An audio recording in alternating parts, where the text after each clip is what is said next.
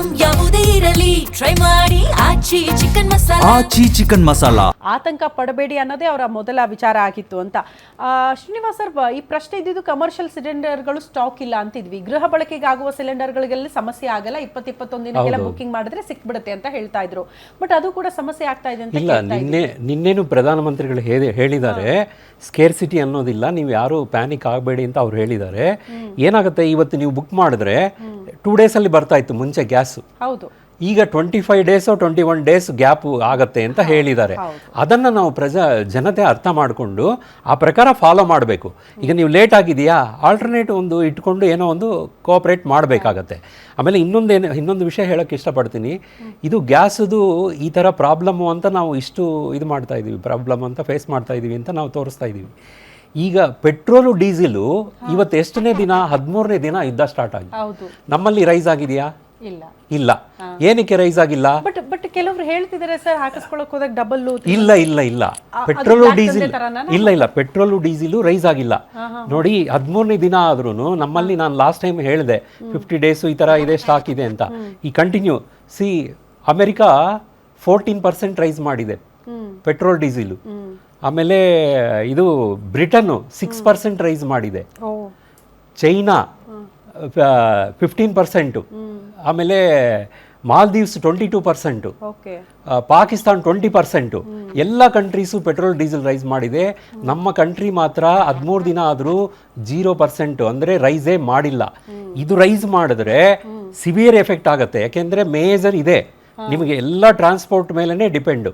ಯಾವಾಗ petrol diesel rice ಆಗುತ್ತೋ ಆವಾಗ ಎಲ್ಲ ಪ್ರಾಡಕ್ಟ್ಸು ಜಾಸ್ತಿ ಆಗುತ್ತೆ. ನಾವು ಈ ವಿಷಯಕ್ಕೆ ಸಂತೋಷ ಪಡಬೇಕು. ಇಷ್ಟು ಕಂಟ್ರೀಸ್ ಜಾಸ್ತಿ ಮಾಡಿದ್ರು ನಮ್ಮಲ್ಲಿ ಜಾಸ್ತಿ ಮಾಡಿಲ್ಲ. ಈ ಪೆಟ್ರೋಲು, ಈ ಗ್ಯಾಸ್ ಏನಾಗಿದೆ ಅಂದರೆ ಹರ್ಮೋಸ್ದು ಮೇಜರ್ ಪ್ರಾಬ್ಲಮ್ ಅಲ್ಲೇ ಆಗಿರೋದು. ಬೇರೆ ಕಂಟ್ರೀಸ್ನಿಂದ ಏನಾಗುತ್ತೆ ಅಂದರೆ, ಹರ್ಮೋಸ್ನಲ್ಲಿ ಪೈಪ್ಲೈನ್ ಇದೆ ಕಂಟ್ರೀಸ್ಗೆ ಸಪ್ಲೈ ಮಾಡೋದಕ್ಕೆ, ಅತ್ಯಂತ ಕಡಿಮೆ ಬೆಲೆಗೆ ಪ್ಲಸ್ ಪೈಪ್ಲೈನ್ ಬೇಕು ಗ್ಯಾಸ್ ಸಪ್ಲೈ ಮಾಡೋದಕ್ಕೆ. ಬೇರೆ ಕಂಟ್ರೀಸಿಂದ ಪೈಪ್ಲೈನ್ ಎಲ್ಲಿದೆ? ಸರ್, ಅದ್ರ ಬಗ್ಗೆ ಮಾತಾಡೋಣ. ನಮ್ಮ ಜೊತೆಗೆ ಹೋಟೆಲ್ ಉದ್ಯಮಿ ರೂಪಾ ಶಾಸ್ತ್ರಿ ಅವರು ನೇರ ಸಂಪರ್ಕದಲ್ಲಿ ಜಾಯಿನ್ ಆಗ್ತಿದ್ದಾರೆ. ರೂಪಾ ಮೇಡಮ್, ನಮಸ್ತೆ. 13ನೇ ದಿನ ಏನ್ ಸಮಸ್ಯೆ ಆಗ್ತಾ ಇದೆ ಮೇಡಮ್? ಹೋಟೆಲ್ ಉದ್ಯಮಿ ಆಗಿರೋದ್ರಿಂದ ಕೇಳ್ತಾ ಇದ್ದೀನಿ, ಎಷ್ಟರ ಮಟ್ಟಿಗೆ ಇಂಪ್ಯಾಕ್ಟ್ ಆಗ್ತಾ ಇದೆ ಅಂತ ಹೋಟೆಲ್ ಉದ್ಯಮದ ಮೇಲೆ ಇದು? ಇವತ್ತಿಂದ ಯಾರಿಗೂ ಸಿಲಿಂಡರ್ ಸಪ್ಲೈನೇ ಇಲ್ಲ ಅಂತ ಹೇಳ್ಕೊಂಡು ಇವಾಗ ಆಲ್ಮೋಸ್ಟ್ ಒಂದು 20-30% ಹೋಟ್ಲು ಬಂದ್ ಆಗಿದೆ. ಓಕೆ. ಮತ್ತೆ ಗವರ್ಮೆಂಟ್ ಅವರು ಸಿಲಿಂಡರ್ ಸಪ್ಲೈನ ಸ್ಟಾಪ್ ಮಾಡಿದ್ದಾರೆ.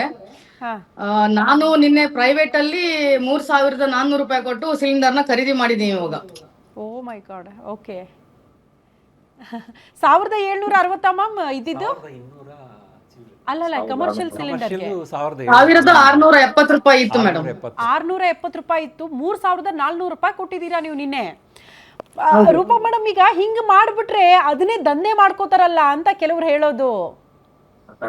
ಅಲ್ಲ, ಈಗ ಸರ್ಕಾರದಿಂದ ಯಾವುದೇ ರೀತಿಯ ಆಲ್ಟ್ರೇಷನ್ ಇಲ್ವಲ್ಲ ನಮ್ಗೆ. ನಾವು ಹಾಗಂತ ಗ್ರಾಹಕರಿಗೆ ತೊಂದರೆ ಕೊಡಕ್ ಆಗಲ್ವಲ್ಲ. ನಮ್ಗೆ ಹೇಗಾಗಿದೆ ಅಂದ್ರೆ ಒಂಥರ ಚಕ್ರವ್ಯೂಹದಲ್ಲಿ ಇದ್ದೀವಿ ನಾವು. ಓಕೆ. ಈಗ ಹೋಟೆಲ್ ಮುಚ್ಚಿದ್ರೆ ನಮ್ಮ ಕಾರ್ಮಿಕ ವರ್ಗದವ್ರಿಗೆ ನಾವು ಆನ್ಸರ್ ಮಾಡ್ಬೇಕಾಗತ್ತೆ. ಗ್ರಾಹಕರು ನಮ್ಮನೆ ನಂಬ್ಕೊಂಡವರು. ಮತ್ತೆ ಇಲ್ಲಿ ಬ್ಯಾಂಗ್ಳೂರಲ್ಲಿ ಏನಾಗಿದೆ ಅಂದ್ರೆ ಸುಮಾರು 60-70% ಜನರು ಹೋಟೆಲ್ ಓಟವನ್ನೇ ನಂಬ್ಕೊಂಡಿರುವಂತವರೇ ಇರ್ತಾರೆ. ಹೌದು. ಇವತ್ತು ಇಲ್ಲಿ ನನ್ನ ಹೋಟ್ಲು ಗಾಂಧಿನಗರದಲ್ಲಿ ಇರೋದ್ರಿಂದ ಈಗ ಫ್ರೀಡಂ ಪಾರ್ಕ್ ಅಲ್ಲಿ ಒಂದು ದೊಡ್ಡ ಪ್ರೊಟೆಸ್ಟ್ ನಡೀತಾ ಇದೆ. ಯಾಕೆ ರೂಪಾ ಮೇಡಮ್, ಅಂದ್ರೆ ನಿಮ್ಮಗಳ ವಾದ ಏನು ಅಂದ್ರೆ, ಡೀಲರ್ಗಳ ಹತ್ರ ಸ್ಟಾಕ್ ಇದೆ ಆದ್ರೆ ಹಿಂಗೆ ಡಬಲ್ ತ್ರಿಬಲ್ ದುಡ್ಡು ಡಿಸ್ಕೌಂಟ್ ಕೊಡ್ತಾ ಇದ್ದಾರೆ ಅನ್ನೋ ಆಗ್ರಹನ, ಅಥವಾ ಸರ್ಕಾರ ಕೂಡಲೇ ತ್ವರಿತಗತಿಯಲ್ಲಿ ಒಂದು ಕ್ರಮ ಕೈಗೊಳ್ಳಬೇಕು ಅನ್ನೋ ಕಾರಣಕ್ಕೆ ಹೋರಾಟನ? ಇಲ್ಲಿ ಇವಾಗ ಏನಾಗಿದೆ ಅಂದ್ರೆ, ನಿಜವಾಗ್ಲೂ ನಮ್ಗೆ ಸಿಲಿಂಡರ್ ಸಪ್ಲೈ ಆಗ್ತಾ ಇಲ್ವೋ ಅಥವಾ ಕೃತಕ ಒಂದು ಸಪ್ಲೈ ಬೇಕು ಅನ್ನೋ ಡಿಮ್ಯಾಂಡ್ ನರೇಂದ್ರ ಮೋದಿ ಅವರು ಹೇಳ್ತಿದ್ರೆ. ಕೆಲವರು ಇದನ್ನ ಕೃತಕ ಸಮಸ್ಯೆಯಾಗಿ ಇದು ಮಾಡ್ತಾ ಇದ್ದಾರೆ. ಇದು ಪರ್ಮನೆಂಟ್ ಸಮಸ್ಯೆ ಅಲ್ಲ, ನಮ್ಮ ಹತ್ರ ಸ್ಟಾಕ್ ಇದೆ ಅಂತ ಅವ್ರು ಹೇಳ್ತಾ ಇರೋದು. ಇನ್ನೊಂದು ವಿಚಾರ ರೂಪಾ ಮ್ಯಾಮ್, ನಿನ್ನೆ ಪ್ರಧಾನಿ ನರೇಂದ್ರ ಮೋದಿ ಅವರು ಹೇಳಿರೋ ಪ್ರಕಾರ ಬರೀ ನಾವು ಈ ಹಾರ್ಮೋಜ್ ಜಲಸಂಧಿಯನ್ನ ನೆಚ್ಕೊಂಡಿಲ್ಲ, 40 ದೇಶಗಳ ನಮ್ಮ ಮೇಲೆ ನಮಗೆ ಈ ಕೂಡಲೇ ಆಯಿಲ್ ಸಪ್ಲೈಗೆ ಮತ್ತೆ LPGಗೆ ಸಪ್ಲೈ ಮಾಡೋದಕ್ಕೆ ಸಿದ್ಧ ಇದೆ, ಆತಂಕ ಪಡಬೇಡಿ ಅಂತ ಹೇಳ್ತಿದ್ದಾರೆ. ಆದ್ರೂ ಕೂಡ ಸಮಸ್ಯೆ ಯಾಕೆ? ತಾವು ಕಂಡಂತೆ ಈ ಡೀಲರ್ಗಳೇ ಆಟ ಆಡ್ತಾ ಇದ್ದಾರೆ ಇದರಲ್ಲಿ ಅಂತ. ಈಗ ಸುಮಾರು ನಿನ್ನೆ ನಾನು ಪ್ರೊಟೆಸ್ಟ್ ಕೂಡ ಮಾಡಿದ್ದೆ, ಖಾಲಿ ಸಿಲಿಂಡರ್ನ ಆಚೆ ಇಟ್ಬಿಟ್ಟು ಈ ತರ ನಮ್ಗೆ ಸಿಲಿಂಡರ್ಗಳು ಸಿಗ್ತಾ ಇಲ್ಲ ಅಂತ ಹೇಳಿ. ಯಾಕಂದ್ರೆ ಇವಾಗ ಲೋಕಲ್ ಮಾರ್ಕೆಟ್ ಅಲ್ಲಿ ಸಿಲಿಂಡರ್ ನಮ್ಗೆ ಪ್ಲಾಂಟ್ಗಳು ಕ್ಲೋಸ್ ಆಗಿದೆ ಅನ್ನೋ ಮಟ್ಟಿಗೆ ಡೀಲರ್ಗಳು ಮಾತಾಡ್ತಾರೆ. ಓಕೆ ನಾವು ಪ್ಲಾಂಟ್ ಕ್ಲೋಸ್ ಮಾಡಿದ್ದಾರೆ, ನಾವು ಲೋಕಲ್ ಡೀಲರ್ಗಳು ಏನ್ ಮಾಡೋದು, ನಮ್ಗೆ IOC ಆಗ್ಲಿ BPCL ಅವ್ರಿಗೆ ಏನು ನಮ್ಗೆ ಆನ್ಸರ್ ಮಾಡ್ತಾ ಇಲ್ಲ.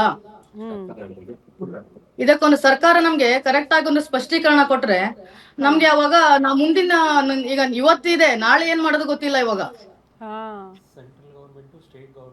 ಓಕೆ ಸ್ವಲ್ಪ ಇನಿಷಿಯೇಟ್ ತಗೊಂಡು ಎಲ್ಲೆಲ್ಲಿ ಬ್ಲ್ಯಾಕ್ ಮಾರ್ಕೆಟಿಂಗ್ ನಡೀತಾ ಇದೆ ಅದನ್ನ ಸ್ವಲ್ಪ ಸೂಪರ್ ಮಾಡಬೇಕು. ರೂಪಮ್ಮ, ಇವತ್ತು ಹೋರಾಟ ಮಾಡ್ತೀರಲ್ಲ, ಈ ವಿಚಾರ ನೀವು ಪ್ರಸ್ತಾಪ ಮಾಡಬೇಕು. ಈಗ ರಾಜ್ಯ ಸರ್ಕಾರ ಮತ್ತು ಕೇಂದ್ರ ಸರ್ಕಾರಗಳು, ಶ್ರೀನಿವಾಸರ್ ಆರ್ಥಿಕ ತಜ್ಞರು ನಮ್ಮ ಜೊತೆ ಕೂತ್ಕೊಂಡಿದ್ದಾರೆ, ಅವ್ರು ಹೇಳ್ತಾ ಇದ್ದಾರೆ ಜಂಟಿಯಾಗಿ ಎಲ್ಲೆಲ್ಲಿ ಬ್ಲ್ಯಾಕ್ ದಂಧೆ ಆಗ್ತಾ ಇದೆಯಲ್ಲ, ಬ್ಲ್ಯಾಕ್ ಮಾರ್ಕೆಟಿಂಗ್ ಆಗ್ತಾ ಇದೆಯಲ್ಲ, ಸಿಲಿಂಡರ್ ಇದ್ದು ಕೊಡ್ತಾ ಇಲ್ವಲ್ಲ, ನೀವೇ ಹೇಳಿದ್ರಲ್ಲ ಈಗ ಡಬಲ್ ದುಡ್ಡು ಕೊಟ್ಟೆ ಅಂತ. ಸೊ ಆ ತರ ಇಟ್ಕೊಂಡು ಕೂಡ ಕೆಲವರು ಕೊಡ್ತಾ ಇಲ್ಲ ಅಂತ, ಅದ್ರ ವಿರುದ್ಧ ಧ್ವನಿ ಎತ್ತಬೇಕು ನೀವು ಅಂತ ಇವತ್ತು. ಹೌದು, ನಾವ್ ಇವಾಗ ಕರ್ನಾಟಕ ಹೋಟೆಲ್ ಅಸೋಸಿಯೇಷನ್, BHA ಎಲ್ಲಾರು ಸೇರ್ಕೊಂಡು ಇವಾಗ ನಮ್ದು ಹೋರಾಟ ಇದೇನೆ. ಯಾಕಂದ್ರೆ ಇವಾಗ ಹೋಟೆಲ್ ಉದ್ದಿಮೆದಾರರಿಗೆ ಎಷ್ಟು ತೊಂದರೆ ಆಗ್ತಿದೆಯೋ ಅದನ್ನ ನಂಬ್ಕೊಂಡಿರುವಂತಹ ಕಾರ್ಮಿಕ ವರ್ಗದವರೆಗೂ ಅಷ್ಟೇ ತೊಂದರೆ ಆಗತ್ತೆ. ಮತ್ತೆ ಇದೊಂದು ಚೈನ್ ಲಿಂಕ್ ಇದು. ಈಗ ನಾವು ಹೋಟ್ಲ್ ಬಂದ್ ಮಾಡಿದ್ವಿ ಅಂತಂದ್ರೆ ಇವಾಗ ಹಾಲು, ತರಕಾರಿ, ಮತ್ತೆ ಕಲ್ಲಿದ್ಲು, ದಿನಸಿ ಎಲ್ಲಾ ಒಂದು ಚೈನ್ ಸಪ್ಲೈ ತರ ಎಲ್ಲಾನು ಕ್ಲೋಸ್ ಆಗ್ಬೇಕಾಗತ್ತೆ. ಎಲ್ಲಾನು ಸ್ಟಾಪ್ ಆಗುತ್ತೆ, ಎಲ್ಲ ಉದ್ಯಮಕ್ಕೂ ಹೋಗುತ್ತೆ ಸಮಸ್ಯೆ. ಈಗ ಕಲ್ಯಾಣ ಮಂಟಪ ಎಲ್ಲಾನು ಒಂದಕ್ಕೊಂದು ಇಂಟರ್ಲಿಂಕ್ ಆಗಿದೆ. ಮತ್ತೆ PGಗಳು ಎಲ್ಲಾನು ಇವಾಗ ನಾಳೆ ಒಂದು 2-3 ದಿನ ಹೀಗೆ ವ್ಯವಸ್ಥೆಗಳು ಮುಂದುವರೆದ್ರೆ ಈಗ ಕೋವಿಡ್ಗಿಂತ ಬಲವಾದ ಒಂದು ಸಮಸ್ಯೆ ಇವಾಗ ಏರ್ಪಾಡಾಗಿದೆ. ಕರೆಕ್ಟ್.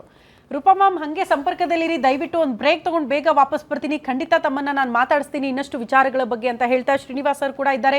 ಸೊ ಎಕ್ಸ್ಪ್ಲೇನ್ ಮಾಡ್ತಾರೆ ಹೆಂಗೆ ಈ ಪ್ರೋಸೆಸ್ ಆಗುತ್ತೆ ಅನ್ನೋದ್ರ ಬಗ್ಗೆ ಕೂಡ ತಿಳ್ಕೊಳ್ಳೋಣ.